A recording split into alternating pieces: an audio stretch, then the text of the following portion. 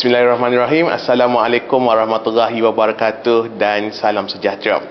Saya Muhammad Solim Bezokanai selaku moderator anda untuk program pada kali ini iaitu Sembang Chit Chat Unicare LMS Tax, dan pada hari ini tajuk kita adalah mengenai dengan keselamatan rumah kediaman di musim perayaan. Tajuk ni kena sangat dengan kita punya sesi iaitu Hari Raya Aidilfitri yang akan menjelma.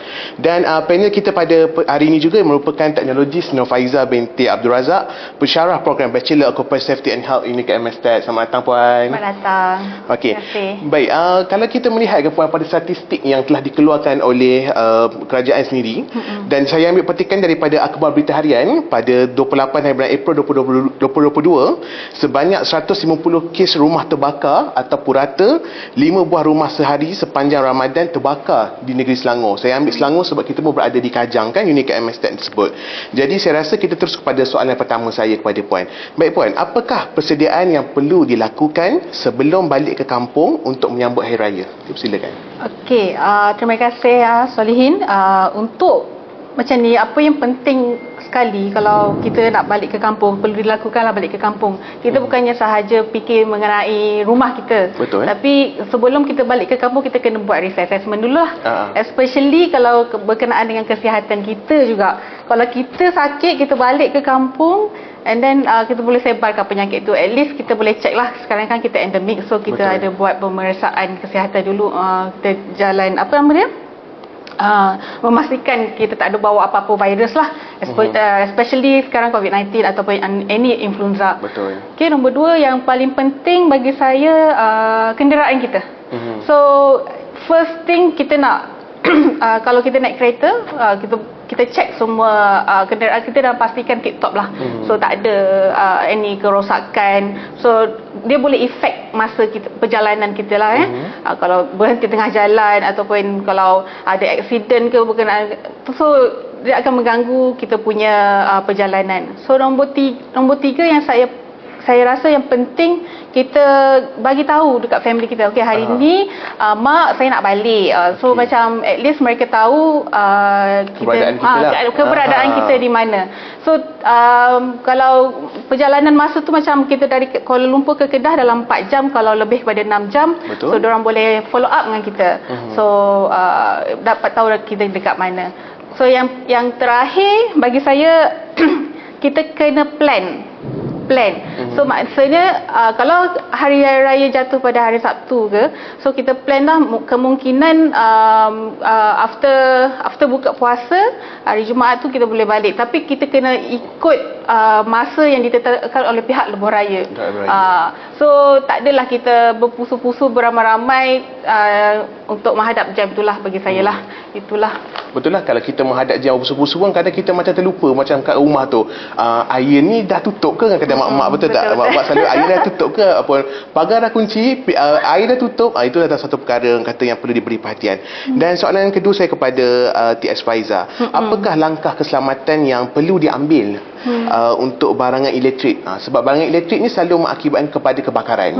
Dan apakah yang perlu keselamatan yang perlu diambil sekiranya kita berada di kampung? Apa yang perlu kita lakukan? Sebagai contoh macam di rumah sebenarnya sekarang ada kowe, peti ais, mesin basuh, TV, dan apa yang perlu kita lakukan untuk menjaga keselamatan barang elektrik tersebut? Bagi saya, kita elok tutup terus and cabut switch. Tutup and cabut the switch. So kalau kita macam peti ais, kalau peti ais kita memang nak 24 jam dia operate kan. So yang tu kita jangan piggyback lah. So letak satu plug je kat situ, jangan banyak-banyak. So lagi satu, kita boleh juga pasang CCTV lah dekat dalam rumah. Kita at least macam satu hari tu kita tengoklah apa condition. So kalau ada benda yang berasap ke tu, at least kita aware dengan keadaan sekeliling. So itulah, kita perlu check satu round sebelum kita keluar daripada rumah, semua barang-barang elektrik tu. Jadi perlu buat pemeriksaan berkala dah orang kata. Betul, kalau CCTV tu. Okey. Dan kalau kita juga pasal berkenaan dengan barang elektrik, selalu kalau kita balik kampung, rumah nenek atau opah kita, kita selalu berkongsi, pasal tak kita kongsi plug yang banyak. Kalau kita balik kampung, rumah nenek opah tu, satu plug tu dia akan letak extension, boleh masuk 4, situlah blender, peti ais, periuk nasi dan sebagainya.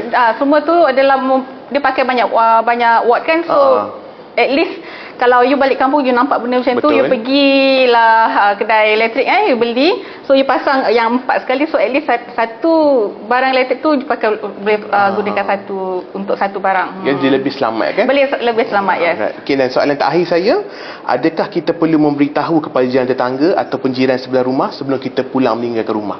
Dia depends dengan situation. Kalau you kenal you punya jiran, you boleh bagi tahu lah, you kenal sangat, selalu borak, you kenal dia punya latar belakang. Tapi kalau you tak kenal, you bagi tahu dia Bahaya pula kan?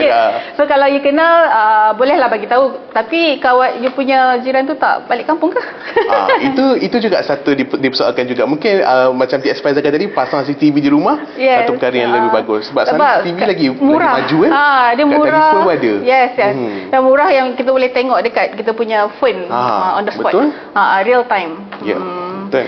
Tapi kita boleh bagi tahulah ke jiran tetangga, kalau ada apa berlaku just inform kita lah. Tapi especially kalau you ada macam kalau dulu kita ada setiap bulan kita ada hantar surat khabar kan, setiap hari surat khabar datang kan. So benda-benda macam tu kalau you ada langganan, you stopkan langganan. So at least orang akan lihat dekat sini orang ni dah lama tak ada kat rumah. So, sebab surat khabar banyak dekat depan rumah. Betul. So benda-benda macam tu yang kita kena pastikan supaya tak ada lah. Satu lagi TS, soalan tambahan, bagaimana pula dengan pemakaian, ada orang kata kalau kita on lampu dekat luar, orang kata kan dulu kalau nak tinggal rumah tu pastikan lampu kat luar tu pasang, so supaya dia tak tak nampak lah rumah tu kosong. Macam mana pendapat TS benda tu? Bagi saya boleh.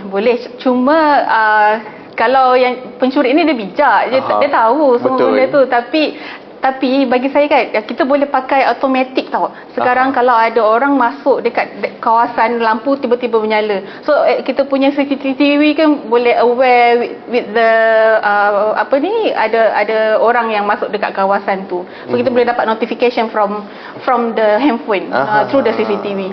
Tapi boleh dilakukan. Okey, baik. Terima kasih TS Faizal di atas kesudian bersama dengan kami pada hari ini. Terima kasih Salihin. Dan kesempatan ini saya nak ucapkan selamat hari raya lah kepada TS Faizal. Terima kasih, selamat hari raya juga. Selamat balik ke kampung. Okey, selamat balik ke kampung juga. Dan kita akan terus ke panel seterusnya berkenaan dengan keselamatan jalan raya. Saksikan.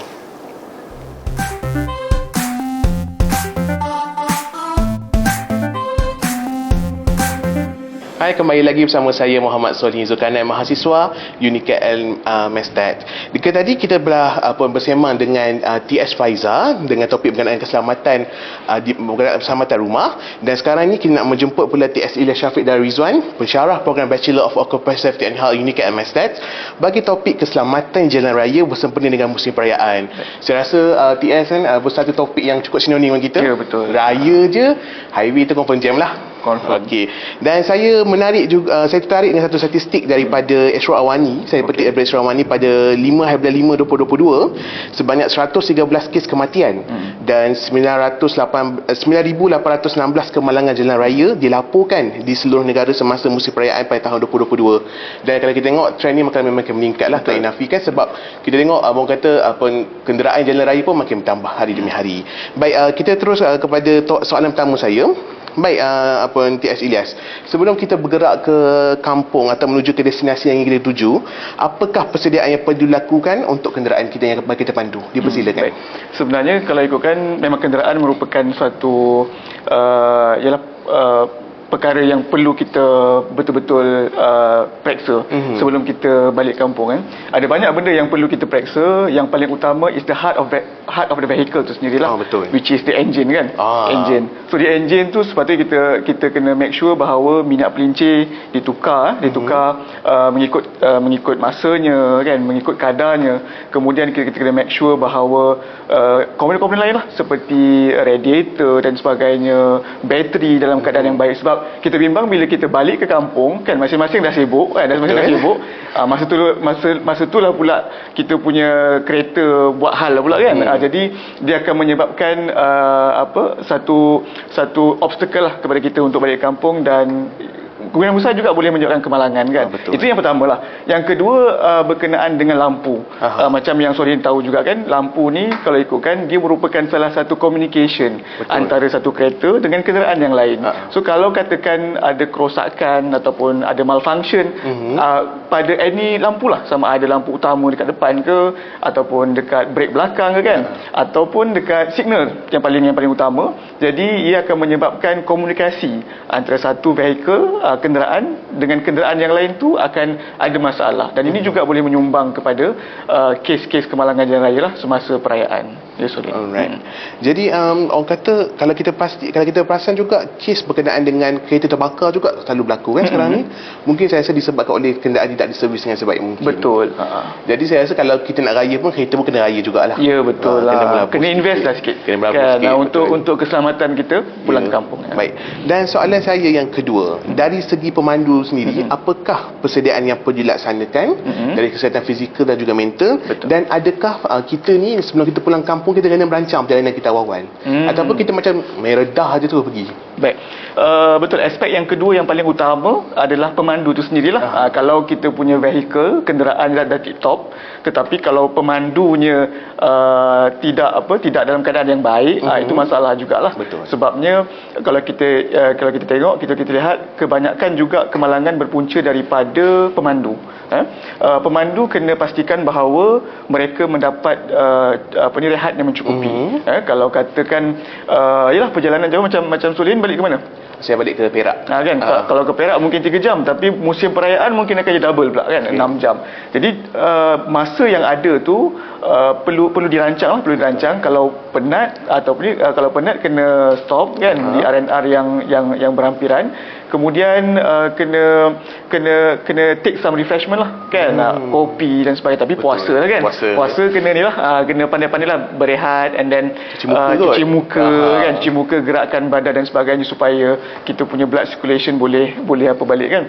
Itu antara yang penting. Dan yang paling utama sebenarnya adalah bagaimana pemandu tu mengamalkan pemanduan yang berhemah. Jangan gunakan lorong kecemasan kan. Benda-benda macam tu memang ialah orang semua nak balik cepat ke kampung kan. Jadi kena tengoklah pemanduan berhemah perlu kita titik beratkanlah kepada pemandu-pemandu kita supaya perjalanan tu bukan sahaja di pihak kita saja yang smooth, tapi untuk orang lain juga. Betul. Okey. Baik, terima kasih TS Syafiq di atas orang kata berkongsi bersama kami pada hari ini, dan juga saya ingin mengucapkan selamat Hari Raya Mak Zahir Batin. Selamat Hari Raya. Selamat pulang ke kampung Kedah kan? Ya, betul. Okey, selamat pulang ke utara jugalah. Okey. Baik, saya juga mewakili pihak Unicare Mestek ingin mengucapkan selamat Hari Raya Aidilfitri Mak Zahir Batin. Hati-hati di perjalanan balik kampung. Semoga kita semua selamat sampai ke destinasi. Dan Unicare Institute of Medical Science Technology atau Unicare Mestek kampus di Kajang menawarkan pengajian di peringkat diploma, ijazah sarjana muda dan juga sarjana. Pengambilan bagi sesi Julai sedang berlangsung bagi 3 program diploma kami. Jom sertai kami, layari www.unicare.edu.my atau hubungi terus di talian 017 2032 007 untuk sebarang maklumat lanjut. Sekian, terima kasih. Bye-bye.